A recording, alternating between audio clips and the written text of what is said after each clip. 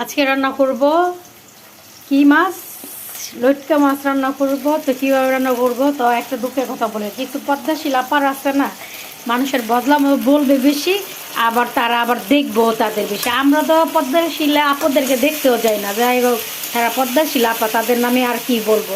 আর তারা পদ্মাশীল আপারা দেখবেন মানুষের নামে কইবো বেশি, আবার তাদেরকে বিশ্রায়া দেখেও বেশি। হা হা রে পদ্মাশীল আপারা, তোমরা আর বালা হইতা না। তোমরা যে এত সুন্দর সুন্দর হাদিস দাও, তোমরা নিজের আগে বালা হও, তারপরে মানুষের এরকম, বুঝছো আপারা। যাই হোক, তোমরা আর বালা হইতা না, মানুষের নিয়ে তোমরা বদলাম, মানুষের নিয়ে সব কিছু কিছু করার নাই আমাদের। আমরা তোমাদেরকে নিয়ে কিছুই বলি না, কারণ তোমরা হইলো পদ্মাশীল আপারা। যাই হোক, আজকে রান্না করবো এগুলা। তো এখানে ভালো মতন এই যে আদা রসুনটা ভালো মতন এটার মধ্যে কষাই নিচ্ছি, নাহলে আদা রসুনের গন্ধ হইলে খাওয়া যাবো না। যেমন পদ্মাশীল আপারা এটা কখনোই ভালো হইতো না। আর এখানে সামান্য হলুদ দিয়ে দিব, আর একটু ঝাল ঝাল করে রান্না করব। মাছটা ঝাল ঝাল না করে রান্না না করলে মজা লাগে না। তো আজকে এই পর্যন্ত রান্নাটা।